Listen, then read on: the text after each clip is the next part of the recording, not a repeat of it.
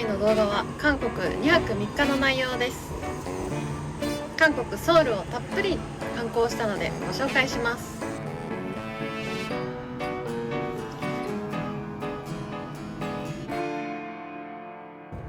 成田へ行く日は成田エクスプレスを使うことが多いです。平日だと結構空いていて快適に移動できます。海外のお客さんが多めな気もします。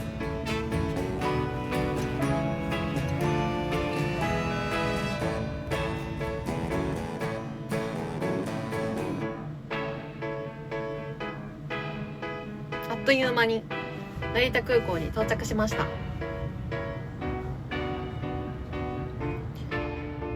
料金は3000円で移動できます。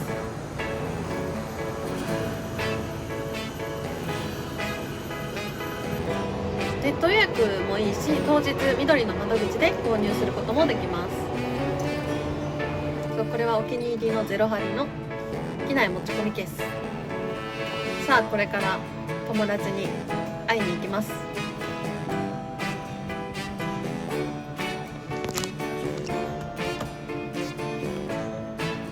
皆さんは成田空港と羽田空港どちらが好きですか？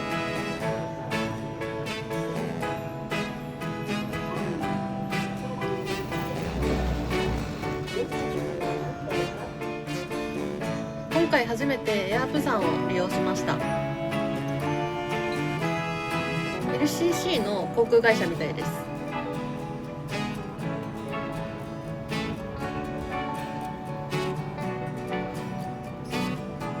今から韓国旅行に行くよ。行ってきます。楽しみ。감사합니다。荷物を預けずに手荷物だけで行きました。コロナ禍で韓国に行けてなかったので久しぶりの韓国なんです。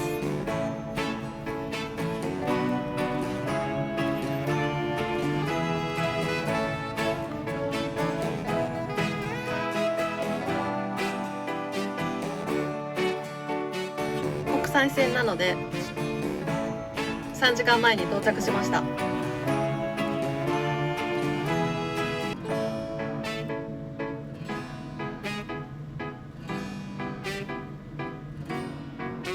美容大国韓国に行くのにパックを購入しました。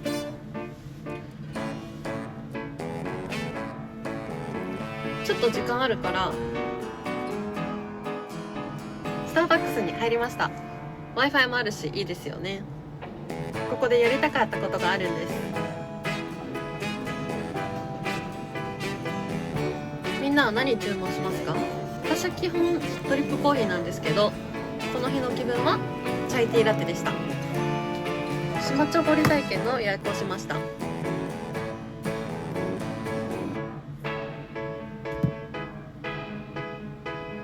めちゃくちゃすぐに10分くらいで予約できました。ゲートへ向かいます。夕方19時10分のフライトですね。約2時間半のフライト。あっという間に到着しますね。楽しい空の旅をしてきました。こうやって夜景見るのも好きなんですよね。いよいよ旅立つ瞬間です。インチョン空港に行きます。あっという間に韓国に到着しました。そしてこれはインチョン空港。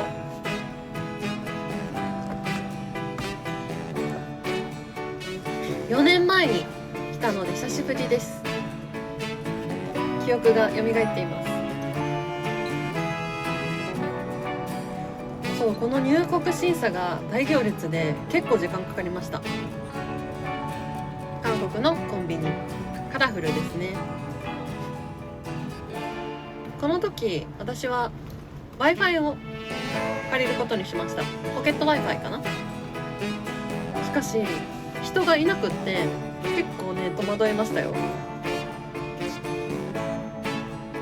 そしてようやく人を見つけて2泊3日分契約しました。結構ねお得に借りれましたよ。ここの通信会社おすすめ。やっぱりポケット Wi-Fi があるといいですよね。もうこの時点で夜の11時半なんです。そうギリギリ電車でねソウルまで向かいました。まずはこの T マネーを購入します。日本のパスモとかそういう感じの。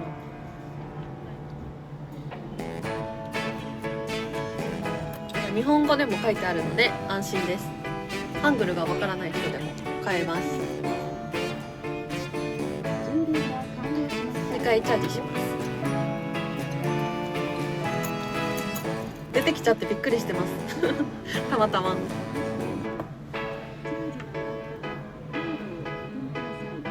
まあ、5000円分ぐらいチャージしてたら余裕じゃないですかね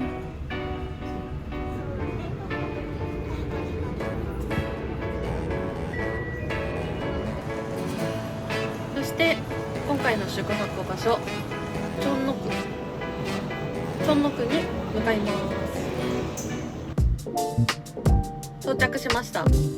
もうこれかなり夜遅くて1時ぐらいかな。すごい伝統的な街並みですよね。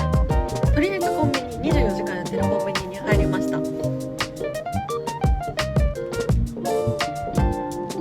韓国のコンビニは見るのも楽しいですよね。ビールの種類も豊富で日本のビールもありました。で私は韓国のビールカスを購入しています。白ビールもあるよって友達が言ってくれてます。カップラーメンも食べたいですねダメだけど。そして夜中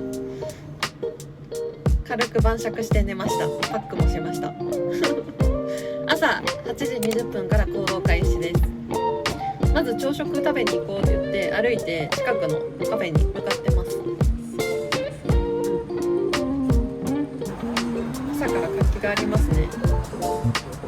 カフェで朝ごはんを食べに行こうって言いながら歩いてます。コーヒー飲みたいねって言ってます。ここは有名なカンジャン市場です。市場ですね、韓国の。すごい市場の感じがしました。食べ歩きできそうな市場な感じでした。そして目的のカフェに到着したんですけど、なんとまだ開いてませんでした。 Google マップでは開いてるって書いてたの。なのでさっきの横にあったカンジャン市場に戻りました。今日ねやっているお店もちょこちょこあったんで、ここで朝食取ることにしたんです。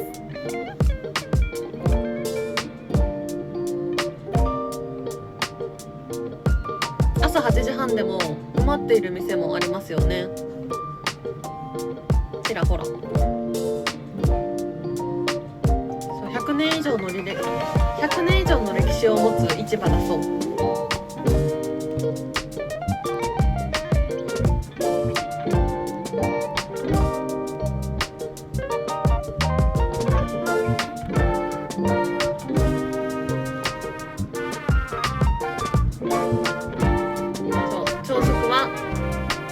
料理でした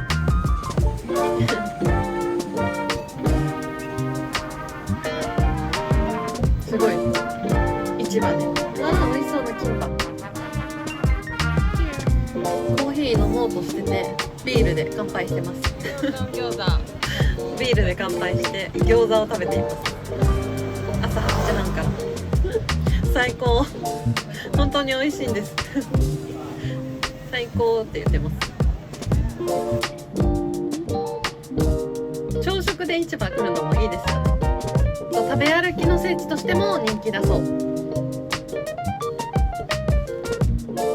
本当に品数多くて何を食べようか迷っちゃいます。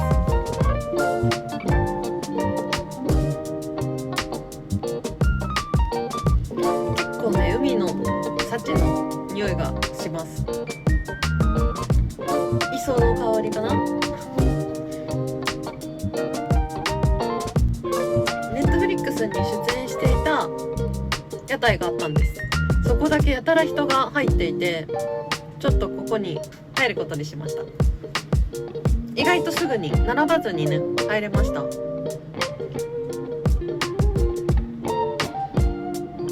そそられるメニューばっかりなんです。美味しそう。こんな大量にね並んでるのにすぐなくなるの。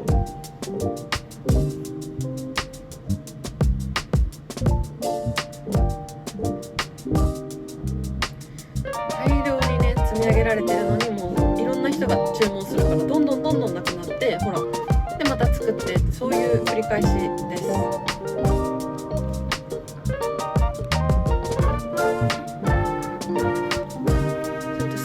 韓国キムチ、目の前では次々と餃子が作られていきます。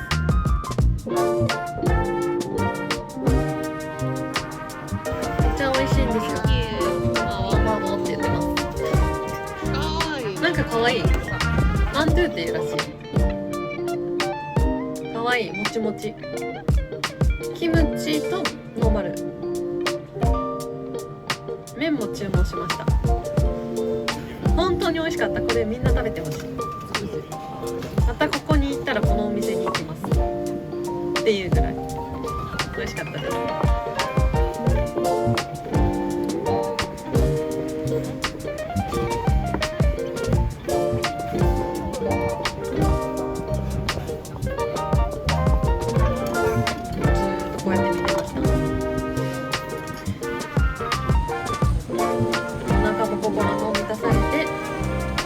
ブラブラしています。韓国料理って野菜いっぱい食べれるのもいいですよね。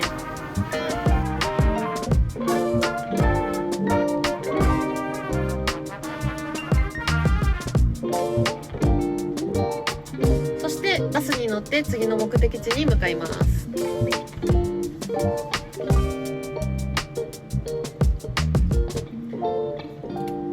この時は9月で気候もいい感じでした。そう、韓国のバスも T マネーで乗れます。パスモとかイコカみたいな感じかな。バス移動も意外と空いてていいんですよね。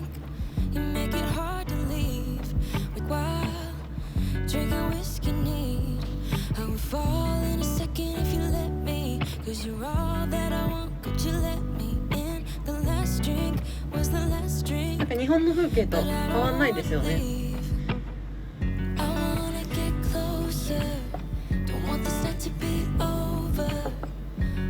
そして到着したのはこちら、ジマチョゴリのレンタルショップは一つ前の動画で出しているので、そちらを見てください。これはハイライトです。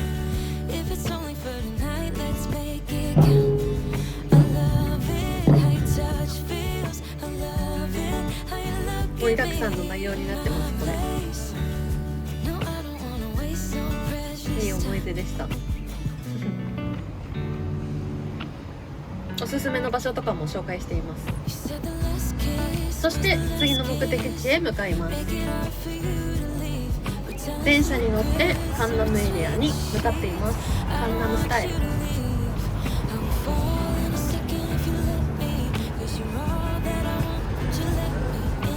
結構都会ですよね。カンナムスタイル。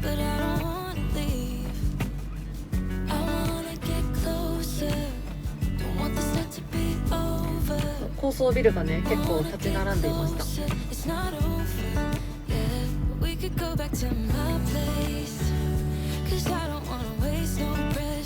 そして今向かっているのはこちらオリーブヤングです。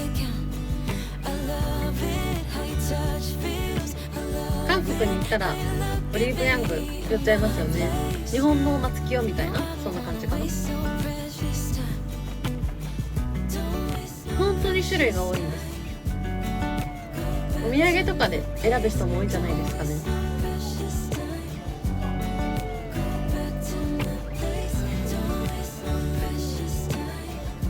このモレモとかもずーっと昔から使ってます。この 3C のチークの色味も好きなんですよね。いつも9点で買ってるのでオリアンで買えてよかったです。で、友人と一旦別れてお気に入りのカフェに向かってます。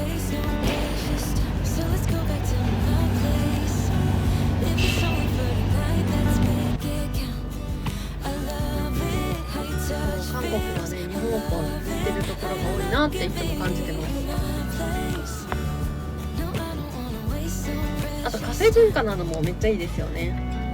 おしゃれなカフェがたくさんあるし、内装とかもこだわってる。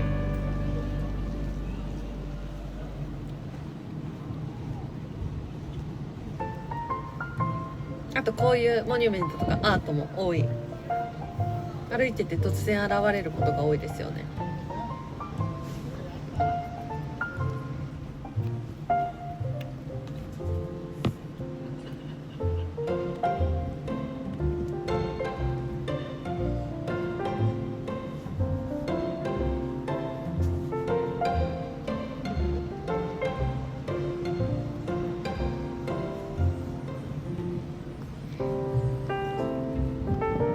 そしてここが韓国人の友人に教えてもらったカフェなんです。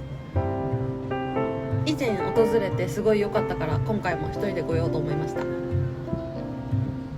アルバーです。すごい緑が多くて開放的ですよね。広いんですここ。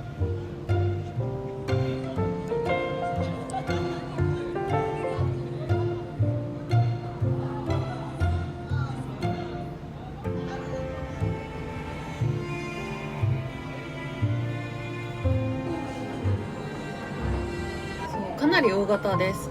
地下もあるし1階もあるし2階もあります。めちゃくちゃ広い。だから席が座れないっていうことがないかな。特にこの日は平日だったから空いてました。英語表記もあるので安心。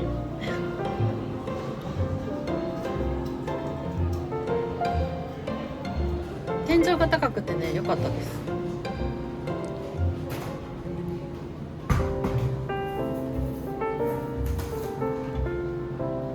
値段もそんな高すぎずリーズナブルですよね。私はこのティラミスに夢中でした。ティラミス食べたい、ティラミス食べたいとなっていましたもちろん注文しました。やっぱりこのティラミスは人気だそう。あとチョコレートケーキも人気だそう。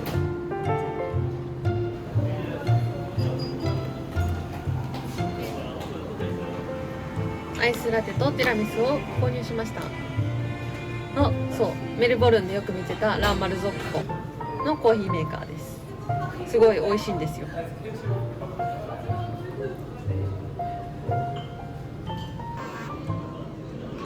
ブザーが鳴って取りに行ってます。ここで1時間半2時間くらいかな、ちょっと仕事したりしてました。ゆっくりしていい時間を過ごせました。ポップで可愛いですよね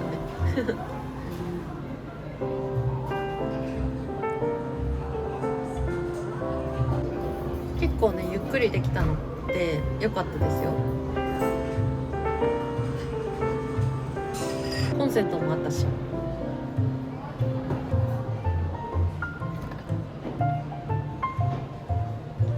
おすすめのカフェです。ぜひカンナムに行った時は訪れてみてください。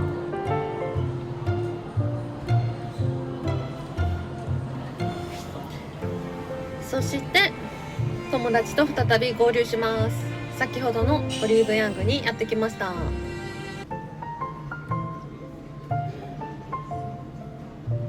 そうか、さっき何がいいか調べてもう一度ね買おうと思って。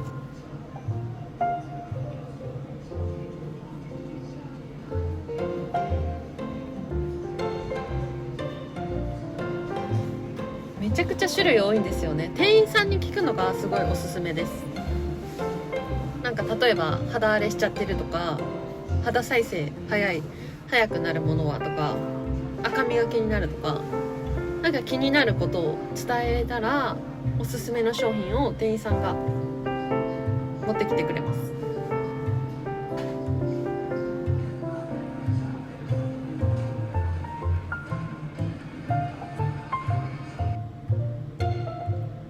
ちらをおすすめされて購入しました。これを今でも使ってます。めっちゃ長持ちする。で韓国でよくあるのが1つ買うと1つついてくるっていうめちゃくちゃお得な企画。アイライナーとマスカラ1つ買おうとしたらもう1つついてくるので全然減らないんです。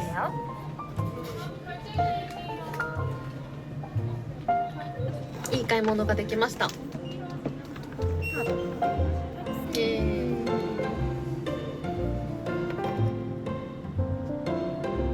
そしてカロスキルに到着しました。おしゃれストリートカロスキル、表参道みたいな感じですかね。人気のストリートで観光客の方も地元の人も多いです。でここに行きたかったんです。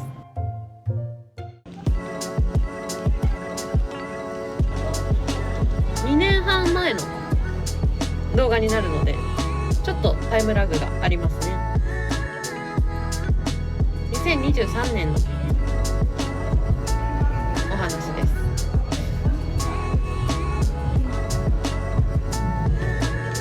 アーティスティックな内装が美術館みたいでいいですよね。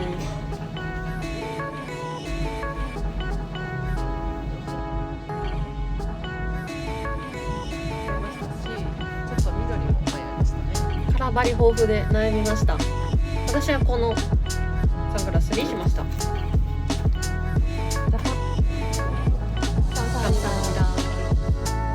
そしてカロスキルの街をちょっと散策してます。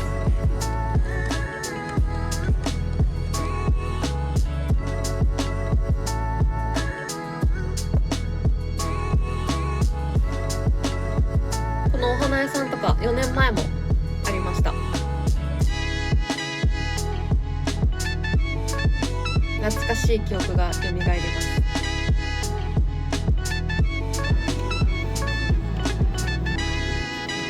フォトスタジオも多いですね。そういう写真文化ですから。韓国ファッションやコスメトレンドの発信地。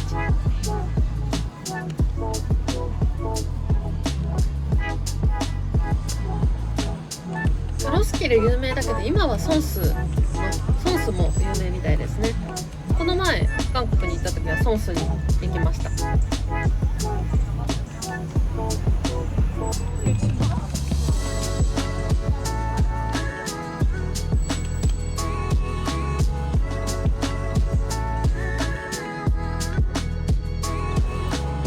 そして宿泊エリアに戻ります。電車で30分。これブルックリンみたいですよね。ブルックリンビレッジ夕方になりました。サンセットが見えてます。一旦ホテルに戻ります。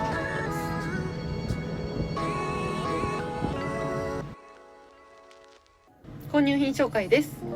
先ほどのサングラスはこのカラーメガネにしました。結構愛用しそうな感じで、コリアンではコスメを中心に購入しました。あとスキンケアもちょっと。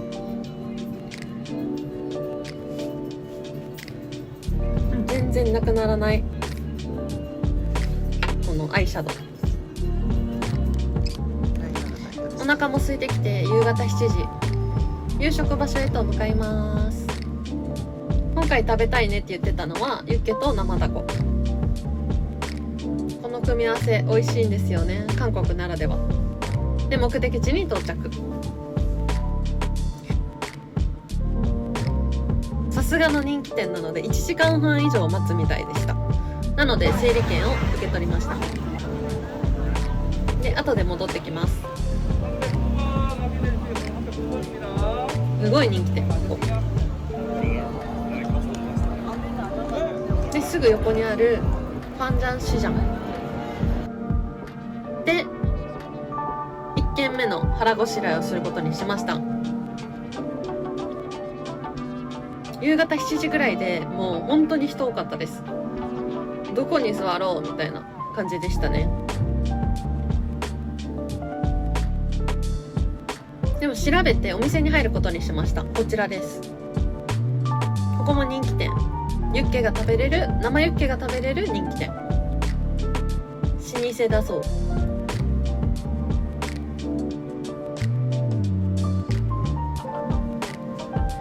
10分15分ぐらい並んですぐ入れました。ここは生ユッケのサラダいいですよね。回転率が早いんです。あとチヂミ、もちもちのチヂミです。外はカリッと中はもちっと、どれも美味しかったです。すごいリーズナブルだしおすすめ、美味しいしコスパいい。カンジャンシジャンをもう一度ブラブラと歩いて見てみます。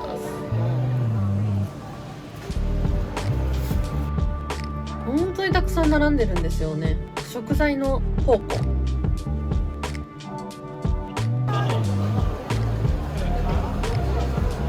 5000件あるんですからね。そしてお待ちかねのこちらのお店に戻ってきました。1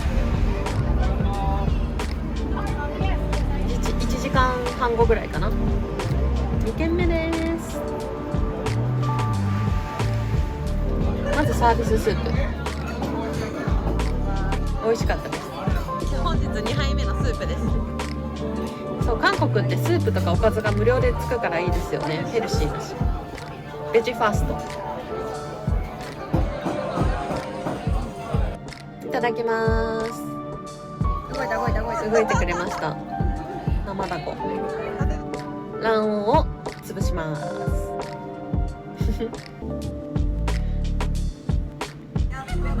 やっと食べれます。嬉しい。美味しかったです。カンジャンシジャンありがとう。そしてホテルに戻ってきました。そう、4時間しか寝れないから仮眠して、はい、朝の4時になってタクシーに乗っています激眠。そう、1時間かけてインチョン空港に向かってます。インチョン空港に到着。ほんと早朝借りてた Wi-Fi ルーターを返却します。めっちゃ楽ちんでいいですよね。結構どこにでもあるし、このボックスに入れるだけだから便利です。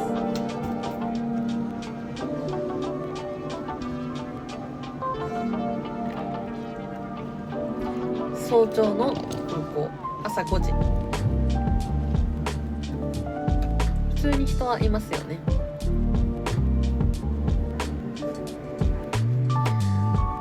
タックスリファンドもスムーズに行いました。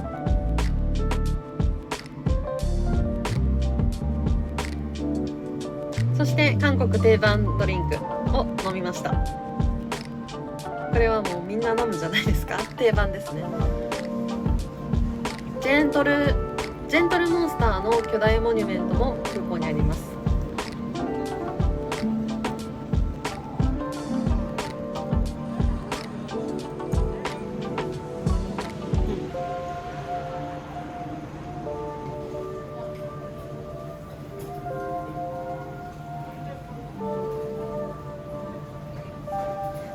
私たちはお腹が空いていたので朝食を食べに来ました。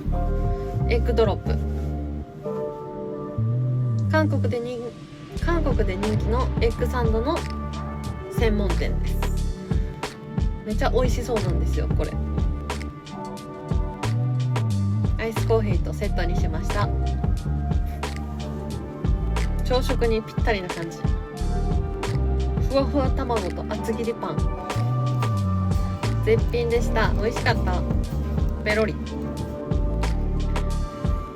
で、韓国の定番お土産も買いました。これ好きな人多いんですよね。それでは日本に帰ります。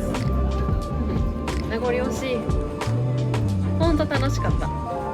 大満足の韓国旅行でした。また来るねという気持ちで空の旅。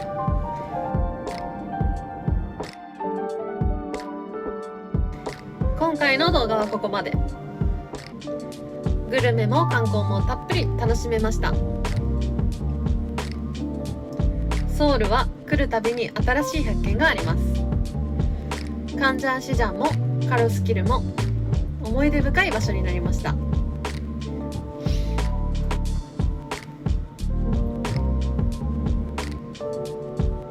最後までご視聴ありがとうございました。また次の動画でお会いしましょう。さようなら。